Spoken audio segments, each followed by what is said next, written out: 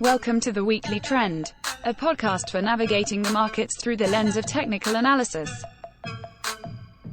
The Weekly Trend podcast is provided for educational purposes only and does not constitute any professional advice. Listeners should not act upon the information or content without first seeking advice from a registered financial planner. Welcome back to the Weekly Trend podcast. Today is Friday, January 24th, 2025. S&P 500 currently sitting at 6121. I'm David Zolling. I'm here with a guy with plenty of room for activities, Ian McMillan. Only 211 days left until college football. Feels so long. I know. Late August. Yeah, it's one of those periods of time where I suppose we can look forward to. We've got NFC, AFC championship games, which I know are near and dear to the McMillan household. Yeah, it'll be a big one. Then we got baseball. Then we got baseball. We got hoops and hockey. There's a draft in there. I'm sure golf starts ramping up. So there'll be things, but There'll be things to get us through. yeah, they're just coping mechanisms, I think. Hey, as long as stocks stay up, that also helps through the Yeah, doldrums of non-football it's season. It's nice to enjoy uptrends. And wouldn't you know it, speaking of uptrends, because we know new highs typically bring more new highs, we got another all-time high this week for the S&P 500. First one of 2025, yes? All that teeth gnashing since mid-December, early December. And there were some tough charts out there. We definitely filled some election gaps on things, as we talked last week. But we have, bounced right back. Right. And last year, 2024, we had 57 new all-time highs. Wow. For the S&P. The year prior, obviously, we did not. And the year before that, so we had 2 years with new all-time highs. And it's really this simple. You don't see new all-time highs in downtrends. Therefore, It's mathematically impossible. right, the inverse is true. You see all-time highs in uptrends. And one day there will be an all-time high that's the last all-time high for a while. There will. But this all-time high is being recorded on the back of some pretty weak breath for December last year. And that was definitely one of the big kind of check boxes for, why this market was going to continue further down. Right. Bad breath. Was it just a washout? I don't know. I know we did this without Apple. We did this without Microsoft. Microsoft hasn't had a new high since July. Yeah, I think it's worth highlighting that two things can be true at once. And here's where I'm going with this. You can have, if you were to think about, prior major bear markets, and what I mean by that is your 2000s, your 2001, your 1970s, where you have these 40 to 60% drawdowns in the market. Typically, those start with your market cap, highly weighted leaders. So, for example, 08, 09 financials were a major weighting that failed and started to break down and got distributed. But it took a while to distribute. And my point in this is, if Apple is that red flag, you would expect the distribution of Apple to take quite some time. So you could have institutions unloading Apple during the last 2 years and maybe going into year 3 or 4 while the market rises. And you could have both an uptrend and the hallmarks of the next major bear market starting to develop at the same time. I can see that for sure. And that's because Apple is a red flag. It is. Yeah. It's an important stock. It has not participated whatsoever in any of this. It's been straight down since Christmas. Right. Lowest relative levels since last June. So we're at almost 7-8 month relative lows for Apple. And yet indices like the S&P, NASDAQ, not to new highs yet, but close. Yeah. And so you can have other areas of the market. You have a situation on your hands where, if I could paint the picture, you have higher highs, higher lows across many things. You have rising 200 days. During December, you had so many stocks check back to their 50-day moving average, to the point where at one point, no sector was above their 50-day moving average, which is now completely changed. Was that just a breath reset like we highlighted last week that drove skepticism again, right? Because you saw hedge fund managers completely deleverage. You saw record inflows into money markets. And now here we go with a breath reset and a chance to move higher. And this is also coming with the characteristic of the past 2 years. We've had limited leadership. The percentage of stocks that are outperforming the S&P 500 be extremely low comparatively to years prior.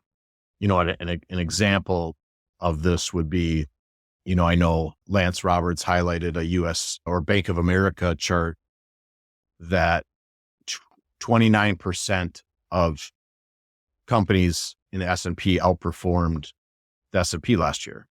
And that was the same the year prior, where in previous years, we were north of 35, sometimes as high as 60% of S&P 500 stocks outperforming. So it does make you wonder, if you have an environment where you have a breath reset, you had skepticism re-enter the system, the market, do you actually see more percentage of companies outperforming in 2025? Time will tell. But the fact that only just under a third of companies in the S&P actually outperform the index is telling. Yeah. So here we sit. We've got the red flag of something like an all-star stock like Apple doing poorly. But at the same time, if Apple turns the corner here, that's sitting in the back pocket of the market for it to do well. And I would say most of we said Microsoft also it's not a leader, but other magnificent like Google, Amazon, other Mag 7s, Meta, Netflix, I think had a big week this week with its earnings report, and the rest of those are doing pretty well. Right. So year to date, then what's it looking like under the, because S&P we're positive year to date. It's been a good January so far. Yeah. I mean, your sector leaders for January, your sector leaders are industrials, energy, materials, financials. That's not risk off. And your worst performing sector is consumer staples. And yeah. I mean, I think, right. You got to take that. You're underperformer. Yeah. We're a month in, little less than a month. Staples are your worst sector. I'll take that. Yeah, for sure. And you're seeing other risk on metrics, triple C credit spreads continue to fall. Junk bonds versus intermediate bonds continue to rise. I mean, you've highlighted in the past. I mean, it is important to note when they're buying the worst credit rather than intermediate treasuries. And there's two ways to view that. If they're not worried about the credit, probably not worried about the stocks. Right. The underlying stock. Yeah. J&K IEF just continues to march higher. High beta versus low vol. Making a nice move. Crypto. Whether you're looking at Bitcoin or Ripple. Well, that's just because of all the headlines. Sure. Yeah. Sure. Yep. That's it. Was that too easy of sarcasm? It's only going up because of the headline. I mean, okay. Well, after all, wet streets cause rain, Ian. They do. I've seen that. Yeah. Coin. I mean, hanging in there. 106 is just such a healthy consolidation. It still looks so good on a relative basis. I mean, typically in market corrections, and I'm not saying this won't also be true going forward, the Bitcoin underperforms. Stocks go down, Bitcoin goes down more. It's a high beta instrument. It's a very risk on, risk off kind of throttle, for lack of a better phrase in the moment. But we did not see that through this most recent 5% correction in equities. Right. Good point. It really has held up very well. And there's more products coming to market. Dave and I talked about multiple times on here, just the absolute golden age of frictionless investing that we live in. and what you can buy and sell in a split second. Looks like we're going to get even more in the coming months. I think Solana, Ripple, Litecoin have all either fund companies have submitted paperwork or they've already been approved. I mean, I assume under this administration they'll be approved. So that type of stuff just continue to become more accessible. Yeah. I mean, I still think about, my dad's in heaven now, but there was a time where just to buy a mutual fund, you had to have $5,000 and it was a front end load. And you had to call someone else to do it. Yep. You had to pay a big upfront fee to do it. Then you had all sorts of gatekeeping going on as far as when you could sell it, redemption fees, things like that. And here we sit. If you want to buy small cap India stocks, if you want to buy nuclear renaissance stocks, if you want to buy cannabis stocks, if you want to buy crypto, if you want to buy agriculture commodities without a K1, I mean, are you kidding me? And you could do this in a click of a button and it's going to settle within a day and your tax consequences are wrapped within an exchange traded fund. So you don't bear the full burden of that. I mean, we have so much to be thankful for. And we're likely going to get T+0 here in the next, I assume 24 months. Yeah. I don't know the timing, but you're right. Like that's definitely where we're headed. And I mean, absolutely frictionless. You sell, your cash is available to you. It's amazing. It is. What else we have out there? Any other stocks that you think are important that are showing bullet or bearish? I mean, right? We talked about Apple. Yeah, I think for the one thing that stuck out for me this week is when you look at American Express and you compare it to the S&P 500, this week is the first level we've ever seen it. It's a new high in that relationship going back 52 years. So wow. A 52-year base, which is incredible. That's beyond us, right? That's past our lifetimes, Ian. A base of that length breaking to new highs. And if you want to call American Express the poster child for, small business credit or the consumer. Yeah. That's really impressive. And obviously it has to hold, but I know one thing that if it does hold, that's not bearish. I know that. Probably not bear. And right. So if this holds, then we're probably getting you're probably getting a multi-year relative outperformance run. Right. Maybe even a decade. Mm-hmm. I mean, you don't go sideways for 50 years. You said 57? 52 years. Anyways, there's not an example, the point I'm trying to make, I guess there's no difference between those two. But yeah, I mean, if credit cards are going to outperform for the next 5 to 10 years, probably not terrible. And then you have bellwether stocks like JP Morgan continuing to record new all-time highs. Also a massive base on a relative versus S&P. Huge base. It's not 52 years. It's 87. That's my full lifetime. Yeah. I mean, it hasn't cleared this level since the Twins won the World Series in 87. Wow. Now, Twins won the World Series in 91, but here you have this base in these financial pieces, and financials, though they don't have to outperform the S&P, the fact that they're doing this versus the S&P is notable from a risk on, risk off weight of evidence. Like typically financials are not doing well in bear markets. And so if we're in a bear market, which that seems like the least likely scenario because we just recorded a new all-time high and we have financials doing this. So highest relative close for JPM since the last Twins World Series. Highest relative close for American Express since the Vikings last Super Bowl. Oh, really? Is that what it is? It's got to be. No, I mean, you guys you won your last Super Bowl in 69. Well, yeah, that's the last one we were in. We didn't win it, unfortunately. Talk about trends. I do know the Vikings are the only team in all professional sports. So all your different U.S. professional sports that have the most playoff wins without a championship. That's It's like a Florida State, who's been to like, I don't know how many College World Series, 16 or 17, and never won a College World Series title. yeah. I've told my son, I mean, I hope it happens in my lifetime. It better happen in his. And If your sons came to you and said, Dad, I just don't think I can do it. I don't think I can go my adult life and be a Vikings fan because it's going to be too. You have to say no, right? yeah, I mean, I was raised a Chiefs fan, and that took a long time yeah, to get it's- to where we are. being a fan is short for fanatic. And the very definition of fanatic is to follow something passionately, regardless of outcome. You have to.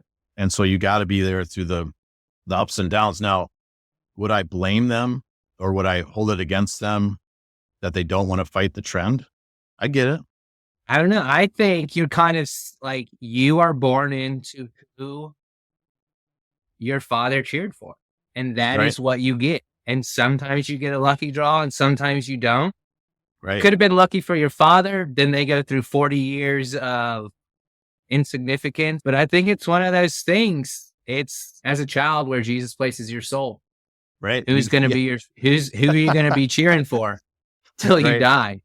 Because it's Well, all kind of dependent on your parents. Yeah. If the Vikings don't win a Super Bowl in my lifetime, my children have permission to invite some Vikings to be my pallbearers just to let me down one last time. There you go. Yeah. But no, it's true. It's true. I mean, like there's trends and that's been a long-term trend and good for American Express for bucking that trend now. And maybe one day it will be the Vikings. I don't know. And I guess higher interest rates. I mean, that also kind of tells me higher interest rates are here to stay. Oh, good point. Now, that's a little more fundamental than I think anyone on our team likes to get. But Well, that's that multi. yeah, is that fundamental or is it just more of like okay, that makes sense? Yeah.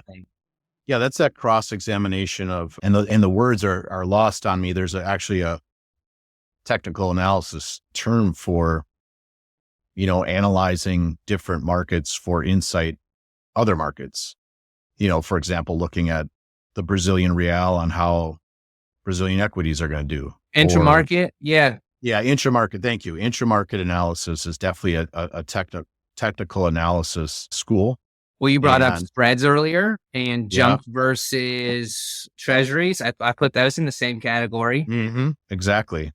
And you're right. I mean, if you think about financials doing well, something like JP Morgan or American Express doing well as interest rates rise, it makes sense because is there not room fundamentally for profits when the spreads are larger? When your interest rates are higher, there's more room to generate profit than when you're at 0.5% interest rate. When you're at 5.5 to 8, there's a lot more room to generate profit for these firms than before. And that, yes, that's a fundamental soapbox, but I think it's a fair comparison. And then you even look globally, I mean, European financials and Europe as a whole, what are we seeing from? Yeah. So I saw this about an hour ago. So European financials have definitely had a good start to the year, particularly on a relative basis. Now, has it changed the big picture? No. Yeah, I mean, we've got European financials out to new highs. And you've got some pretty big, the Euro Stoxx 50, the Euro Stoxx 600. So kind of like your, large caps. And then your 600s kind of like everything else. They don't have as many publicly traded companies in Europe as us. So I don't know if you're going to get like a Stoxx 2000. But Stoxx 600 is kind of your mid-cap small. I mean, both breaking out to new highs. You said this morning Europe's outperforming year to date. Right. I mean, how can you be sitting here black-pilling about bear markets when we've got European financials breaking out to new highs before the NASDAQ 100? Yeah. Yeah. No, I mean, Are we going to get to December and VGK is up 20% and the S&P is up 10 because Apple lollygagged around for 12 months? I don't know. It's possible. We talk about how important December is, and we're nearing the end of December.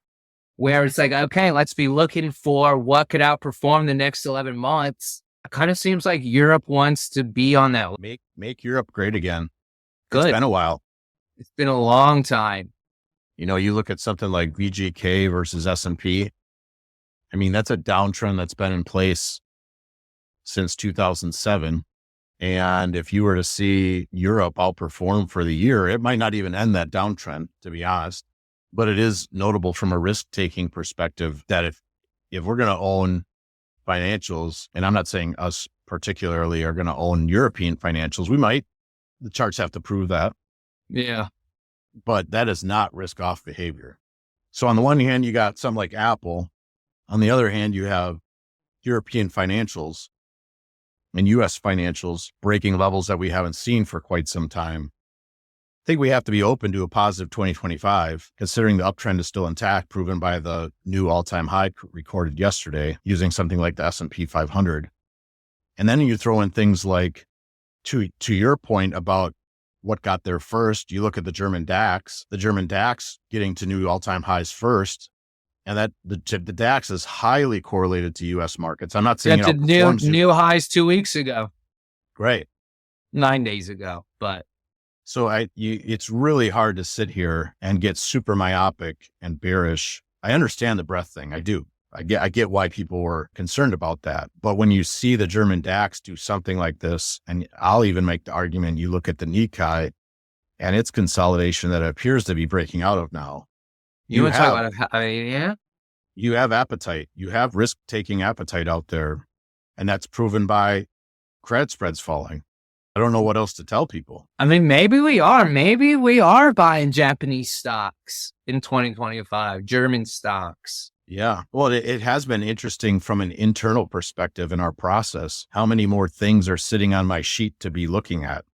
That's information too, right? Like, for sure. Your list narrows in the past month and a half, but now you're seeing the list expand on, oh, wait, we got to keep an eye on this. Oh, we got to keep an eye on this. And now the list is up to X amount. And your leaders this year, you said XL, industrials, energy, materials, financials, and tech underperforming the S&P. Right. Russell outperforming. Momentum's had a good start to the year.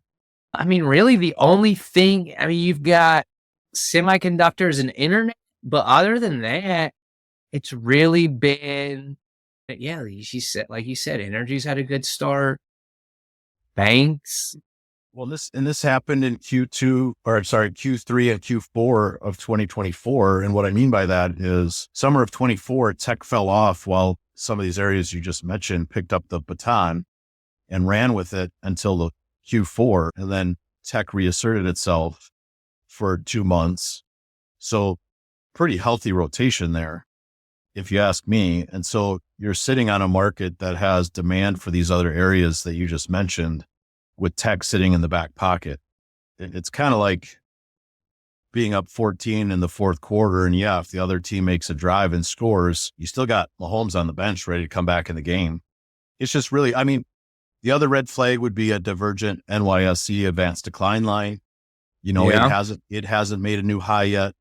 And there's different opinions on that advanced decline line because it has all sorts of components in it other than just stocks. Would we like to see that confirm? I would think transportation stocks too are still meandering. You kind of want to see that confirm. But again, this goes back to our episode, I don't know how long ago, 2 or 3 months ago, where rarely do you get the market that checks all the boxes. Yeah, 100%. I don't think well, I shouldn't say that.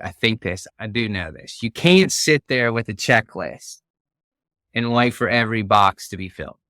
Right. You can't. And the you irony will never, ever catch big trends doing that. Right. It's worth being aware of the boxes that are unchecked. I'm not saying that's not a worthwhile process, but rare is the market that gives you all the things. And the irony is when all those boxes get checked, that could be indicative of the market reaching exhaustion. Because that's really the end of a bull market is not, it's a little bit counterintuitive for our listeners when I say what I say next. It's not all of a sudden sellers show up, it's really just the lack of buying and all that's left is selling. That's how bull markets end, is you have buying exhaustion. You have no more buyers left in this market. And here we're just exiting a period of time where hedge funds completely deleverage themselves so they could releverage. You had historic some money go into money market. So quote unquote cash on the sidelines. We didn't see like put call ratio get nuts where people were looking to short like crazy. I could say that, but there's information here where the buying fuel, the logs that are about to be thrown in the fire are sitting there. And you could see an environment in 2025 where the uptrend continues. Only price can confirm this. But the fact that are we now going to see international stocks participate in this? Are we now going to see value stocks gain momentum? And that's really when you should own them, is when value has momentum, is to be involved in them. There's a lot of things that this market has going for it. And you're just not going to check all the boxes to bring that conversation full circle. It's rare. And when you do, I mean, I get it. Everybody loves, my sons love it when their favorite sports team blows out the other team. I get it. That's fun. But typically you're winning by 3 or a touchdown and not all the boxes are checked. An imperfect game has happened. Hey, Chiefs have had a lot of unchecked boxes this year. Yeah. A lot of unchecked boxes. And the Chiefs remain in an uptrend. Right. And it's the same with markets. Rarely are you going to have the perfect game. I know everybody loves it. It makes it easier. It makes it more enjoyable because then you don't have stress, right? You're up, your team's up. There's 5 minutes left. You're up by 24. That's that easy, stress-free birdie or stress-free par in golf. Markets don't really operate that way. They're not meant to be stress-free. They're the most competitive arena on the planet, right? People's livelihoods are dependent on in the market. Yeah, the risk is part of the stress. Right. Pressure is a privilege. And so if you're involved with markets, thanks for that, because that's a privilege, even though it does come with pressure. But rare is the market that just gives everything you want. I mean, goodness knows what I love. Every trade, every position that's taken on is just gangbusters from the start and no drawdown. You don't get stopped out. Sure. But that's not markets. And that's why you have to have a plan and a process for handling when your position is wrong. It's competing, and competing involves stress and pressure, and that can be enjoyed. That can be something that, you can have joy with. Yeah, it can bring out the best in a lot of people. Mm-hmm. And so here we have a market with all these, for the most part, strong contributions, but you're also aware of these other things, Apple, Divergent, NYSE, advanced decline line, transportation stocks, lagging.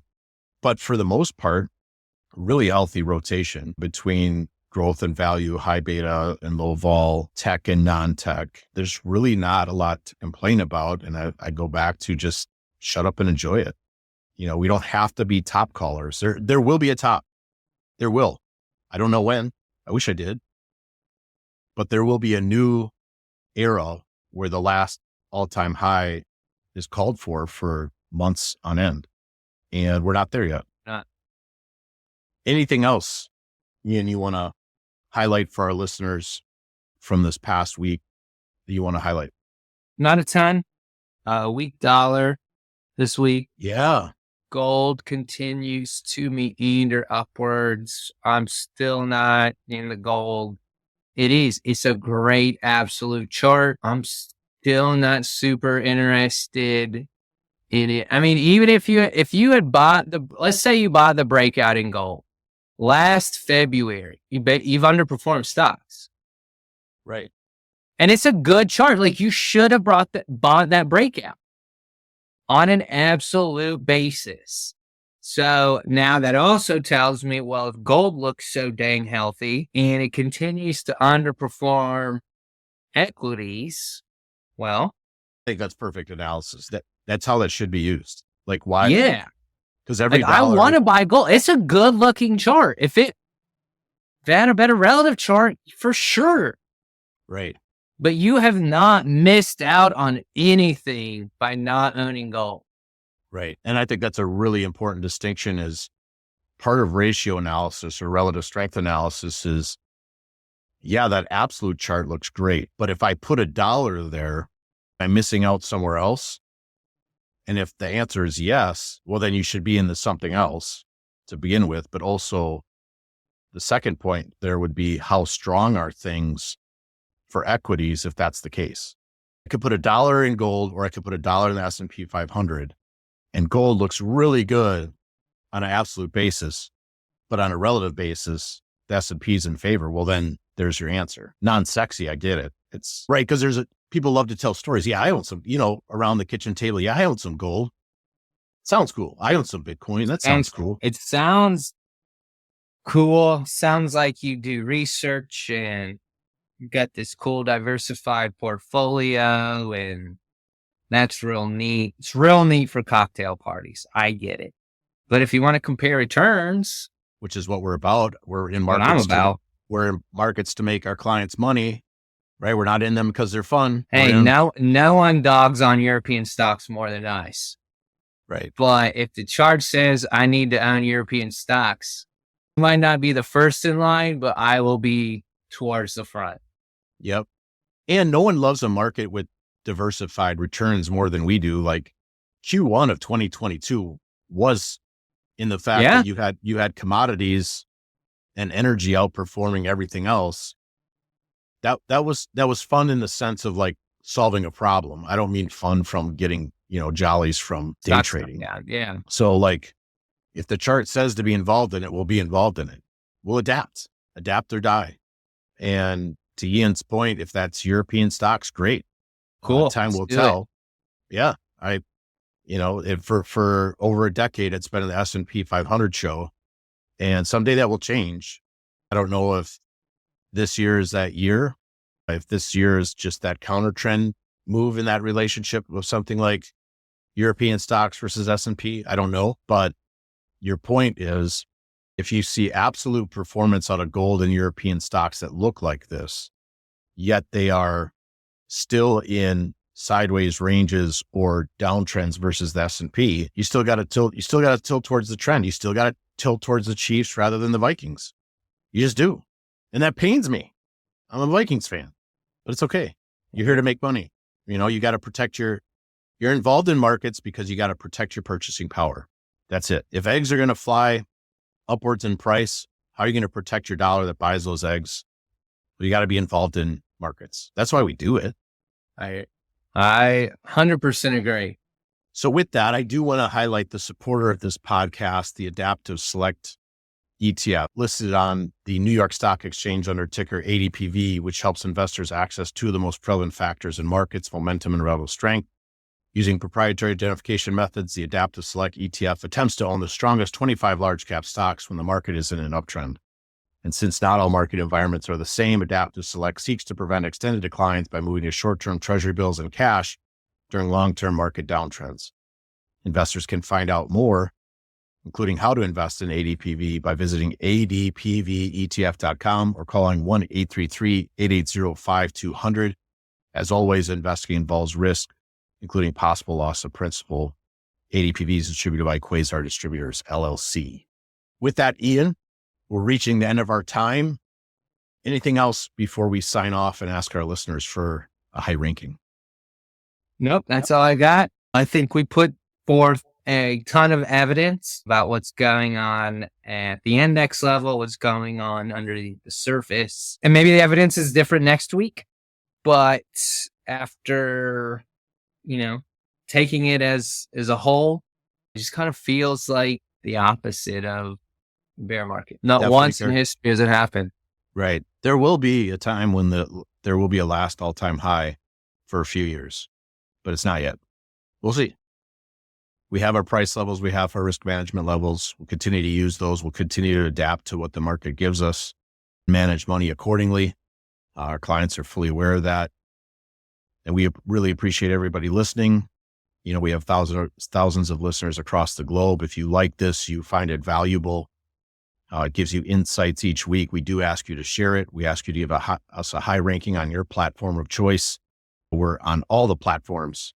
Whatever you're using, we appreciate you guys listening. Take care. Have a good weekend, everyone.